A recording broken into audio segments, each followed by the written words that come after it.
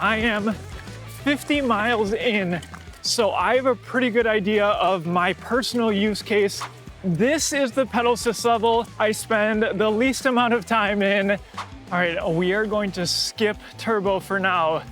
I'll tell you why in a second. Like right here was super nice to have auto. Let's talk about uphill start assist. Let's quickly go through all the pedal assist levels on flat ground. This is the Aventon Ramblas ADV. It's the second generation of their popular hardtail electric mountain bike, and Aventon clearly took notes. So what's new? Well, we have dynamic auto mode for the pedal assist. The wheels are now tubeless compatible right out of the box. They apparently made the motor quieter. We'll see how it sounds on the trail. And then perhaps the biggest complaint I had of the previous generation was the dropper seat post. That has now been fixed. In this review, I'll walk you through everything you need to know. Then we'll hit the trails here in Bentonville. I recently went on a 15-mile ride to really get a sense of how auto mode feels. And since we're fresh off our review of the Aventon Current, their full suspension electric mountain bike, I'll probably provide some thoughts there as well. Maybe help you make your decision if you're comparing the Ramblas versus the Current. And then finally, I'll wrap things up with my concluding thoughts. But first, let's take a closer look.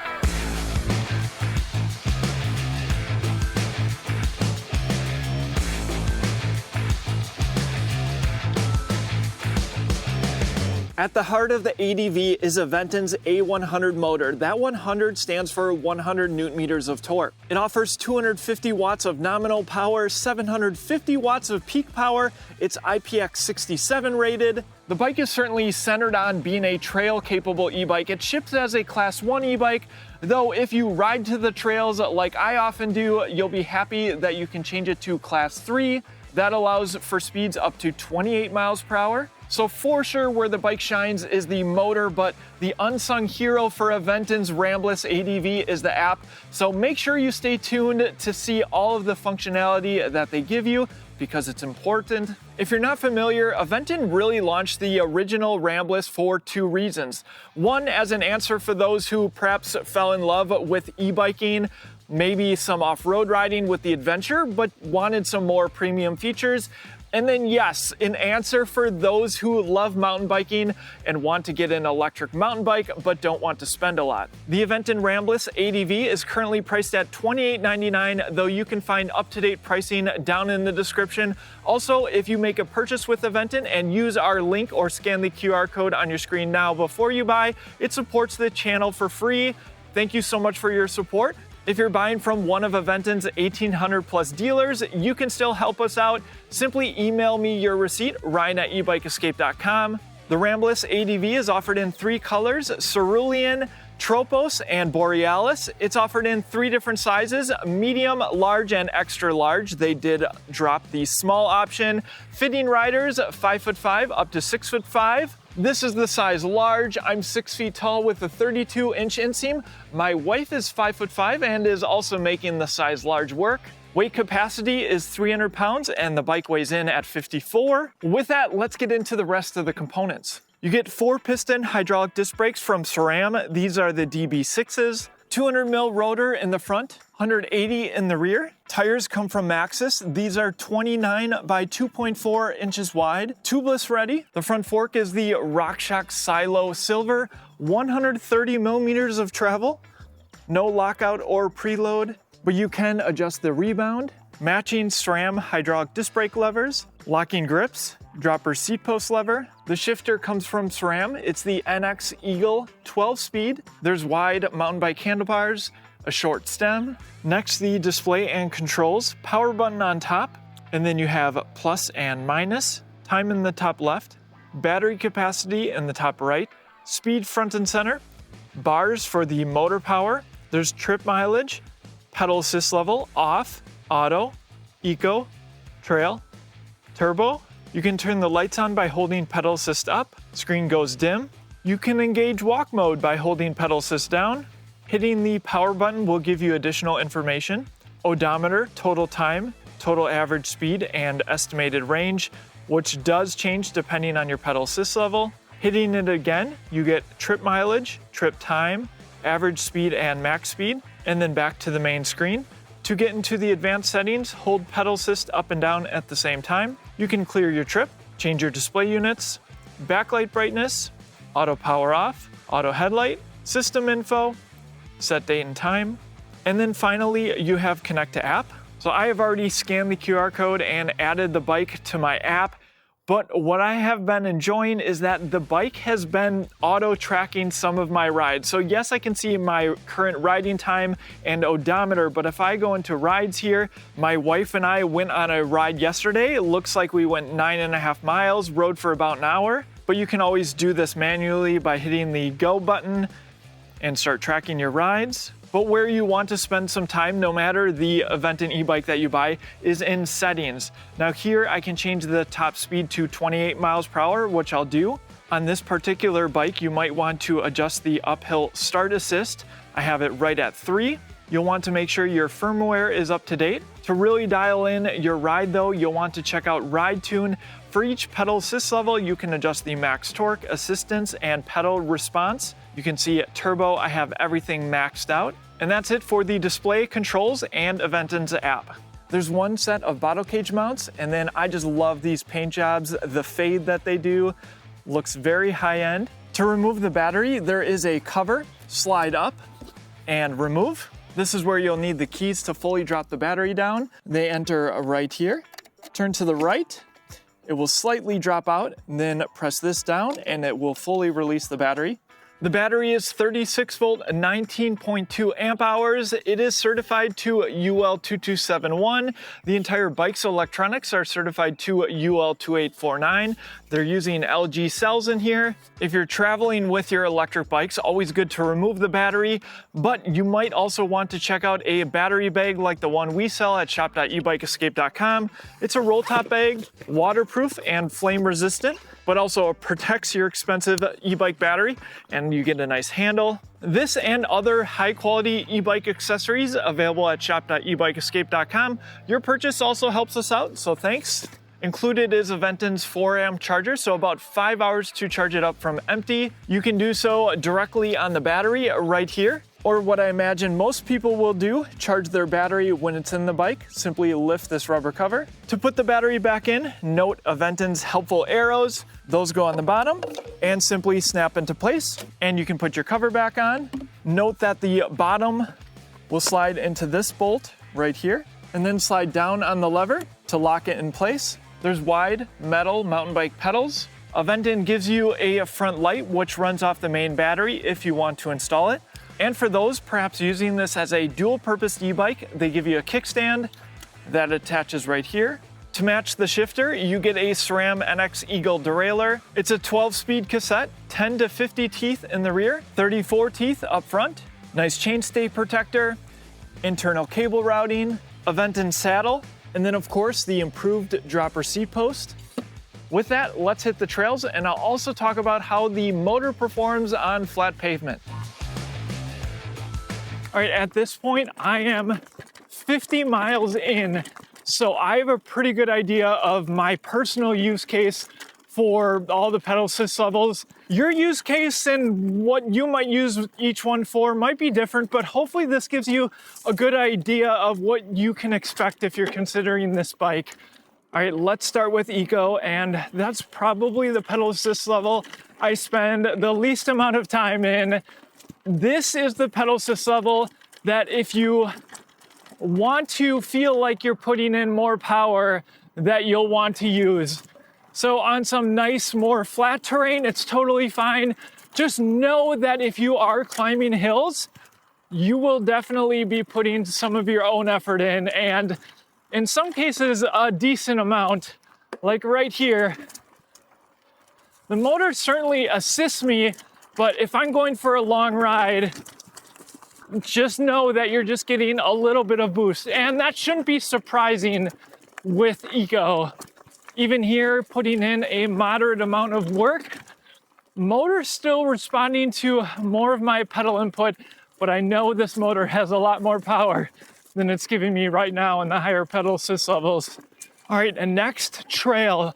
For a lot of the cross-country riding I do, I find that trail is a good middle ground. I mean, it is technically the middle level of pedal assist. So perhaps not surprising, but it means I can go a little bit further, ride a little bit longer, explore more trails. And certainly you still need to put in power, but I find that trail gives me enough power while not giving me too power. So it gives me a decent amount of power to help me up hills and not so much that I feel out of control. Going up to the sharp turn gave me plenty of assist, and it's not like the motor is overtaking me. And then if I get on a straightaway like this, get more power, and then uphill, no problem in trail. That's why it's probably my favorite level of pedal assist to be in on this bike. All right, we are going to skip turbo for now. I'll tell you why in a second, but I have it in auto now. So let's talk about auto. I think this is what a lot of people will be using, auto or trail. And what's nice about auto is if you're on technical terrain like I am right now, you just don't have to look down. You don't have to change your pedal assist level. You're not going to be switching between eco and trail or turbo. It's just kind of your set it and forget it. Now, with that being said, it does trend to more power, I will say, compared to trail, which in some instances is a good thing. But on the lower end, I feel like you don't have to quite work as hard.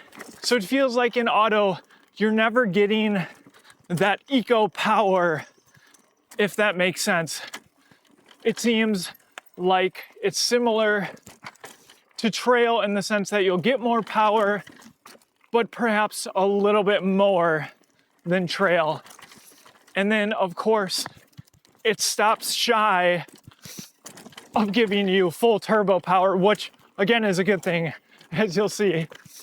And so on some of these technical climbs, I can really get a lot of power to climb stuff. Like right here was super nice to have auto to climb that. I know for a fact it did not look steep on the GoPro, but that just shows this motor's capability. And even on a hardtail, I said I would talk a little bit about the current compared to this. This is some rocky terrain. I feel like on the current, some of this stuff I'd be able to just blast up. But with the hardtail, it forces me to be a better rider, to control my bike a little bit more. I feel like when I was riding out in Phoenix with the current, I would just basically point my tire and still have a ton of power with auto, but then I would just shoot back up. I feel like I need to think a little bit more when I'm on some of this technical terrain with a hardtail. The suspension, I actually think feels pretty good. Of course, I do wish there was some adjustment, but even as a lighter weight rider, still can feel that cushion up front on some of these rock downhills. And I think, to be honest, it might just depend on how far you're riding and terrain. Because if I lived in Phoenix and was doing technical rocky terrain like this just constantly, for sure I'd want the full suspension. But if I'm out for just a shorter ride, I'm totally fine with the hardtail. But just know that significant rides on technical terrain like this will get old eventually on the hardtail if you're looking for comfort. One other thing I've been noticing is as I've been going down some of this downhill, some rattle. I'm not sure if it's down by the motor. I'm not sure if it's just some internal cable routing that's making some noise. The bike's performance is totally fine. So I'm still getting a decent amount of power in auto. And then if you just put in the pedal power, auto will give you tons of power to just power through pretty much anything. All right, now we are in turbo, and you'll note that I am not on a trail. That's because I think turbo almost gives you too much power if you're riding anything technical where you're taking sharp turns and there's trees everywhere. It can be perhaps a little bit jolting because it is so much power. Again, 100 Newton meters of torque, and I still think auto and trail give you plenty of power. So that's why I don't spend much time in turbo. Maybe if you're on a predictable trail, mostly maybe some doubled wide trails, turbo would be a good option. But what I love turbo for is stuff like this. This is an uphill, which gets you to the top of a bunch of trails so you can go down. And I mean, we'll see how turbo performs on flat ground, but climbing this hill, I wasn't even in the lowest gear. I mean, I can just barely spin my legs and get plenty of power from the motor. So that is turbo. I think it's fine to use. You just need to be mindful of just how much power it really is. But if you want to blast up hills, turbo will definitely do it. Just make sure you're ready for it. But even through here, climbing this hill, I'm just barely putting in power and the motor is just cranking. I will say this motor does feel quieter. Can you still hear it? Yes. You can definitely hear it more when you're in the lower gears, of course, and the motor is doing a lot of work, say uphill, but it lacks that whine that sometimes you hear from mid-drive motors. It still has a sound, of course, but it's not that high-pitched noise that you sometimes hear from other mid-drives. And so what's great about an electric mountain bike, just generally, yes, but also this bike, is putting it in turbo, getting to the top of a trail, and they're just being able to do laps like I can do on this trail called Family Flow. It's a super fun downhill, nice and flowy. And so I could just do multiple laps of this. We already talked about the suspension. I will mention that dropper seat post again. So easy to push. It works flawlessly. Really happy for that change. I've got the seat down. I can get further back. Also, this shifter, I really like. It just feels more intuitive. If I want to go up or down a gear, I just push it once. It's not one of those where if you push it further, you can go multiple gears. All right, so those are the pedal assist levels and my thoughts on it. If you own a Ramblas, I would love to hear your thoughts. If you agree with me, let's talk about uphill start assist. Let's say you're at the bottom of a hill like this. This is short but steep and technical. And so what the bike can do is it can sense that you're on a hill, and then it just gives you more power more easily temporarily to launch you to the top of the hill, hopefully. Now, of course, I could get off the bike and use walk mode, but let's say I wanted to stay on the bike and see if I could do this technical hairpin turn. All right, here we go. I have it in trail. I think that will be enough power. Here we go. And there we go. So even on an incline, you can get a bunch of power from this motor. So that is uphill start assist. With that, let's get into some footage testing this motor out on flat ground. Let's quickly go through all the pedal assist levels on flat ground so you know what to expect. We'll start in Eco, and this motor is instantly responsive as soon as you start your pedal stroke. I'm in Eco, and for each pedal assist level, I will do a gentle cadence and then I'll put in a little bit more power. So right now in Eco, going about 10 miles an hour up a slight hill. Let's shift up a little bit higher. All right, moderate effort, 12, 13 miles an hour. Can certainly feel it in my legs. All right, let's jump over to trail. Slightly faster at 12 miles an hour. And then I can tell just a little bit more power from that motor, 15 miles an hour, 16 with moderate effort. And if I really push down harder, I can get closer to 20 miles per hour. All right, and turbo. Now, what's great about turbo, I don't love it on the trails as much, but on flat ground, I like it quite a bit because it is very easy to cruise at 18, 19 miles an hour. I am in 12th gear now. And then just a little bit more power from my legs. There's 22. So 21, 22 with not too much more effort. Let's see if we can hit 28. Definitely a faster cadence. 27, 28 according to the Aventon display. GPS reading 27. So yeah, well into the 20s I think is pretty doable without too much effort. You do need to work for that extra few miles per hour though on the top end. And I did spend some time in auto on flat ground because I wanted to see if it actually confirmed what I experienced out on the trail. And indeed, it's just harder to hit the top speed. You can get into the 20s, but I think turbo is giving you a little bit more power, which probably isn't surprising. Auto's kind of giving you that middle ground between the pedal assist levels, giving you a little bit more than eco, and then peaking perhaps a little bit lower in turbo. All right, with that, let's get into some third-person riding footage. I'll give you my concluding thoughts on the Aventon Ramblas ADV. Aventon continues to tackle a market that, let's be honest, has kind of been ignored by other brands. If you look online, you'll be hard-pressed to find anything under $3,200, which is where Trek's Marlin Plus 6 sits.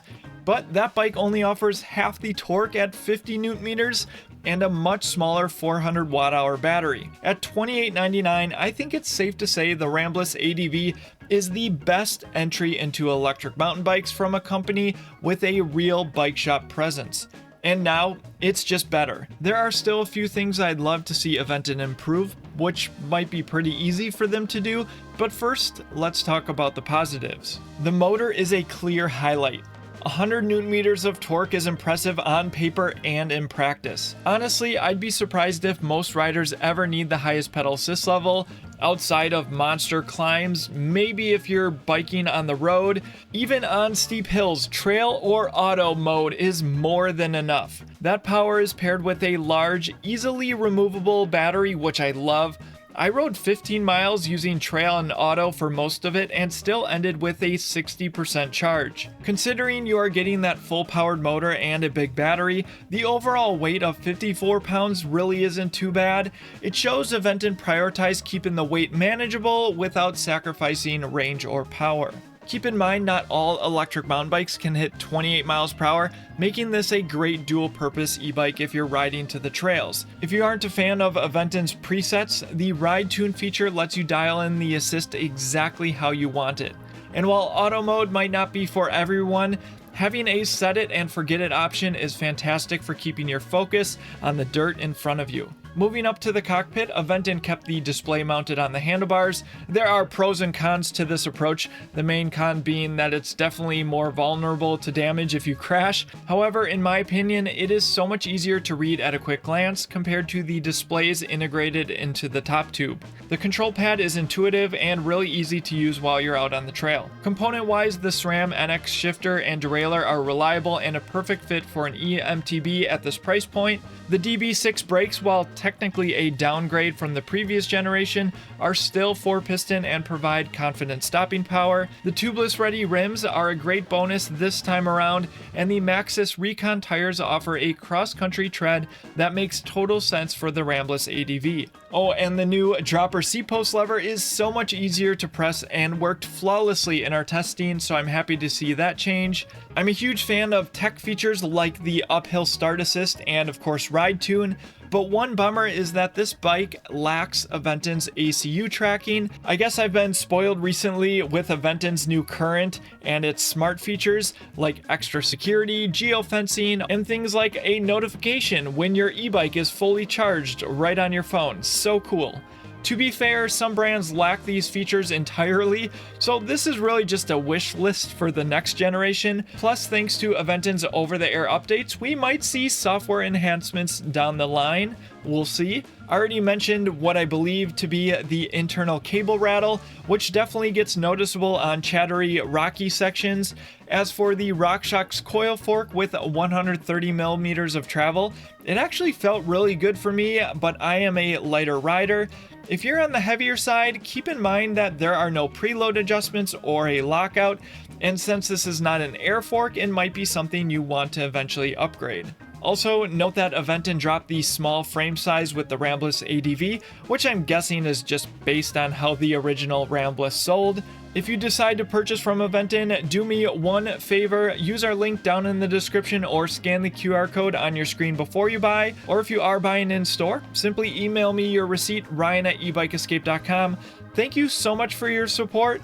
Where would we be without Aventon? Buying way more expensive entry-level electric mountain bikes, I guess. Truly, this is a great hardtail electric mountain bike if you're in the market and looking for name brand components.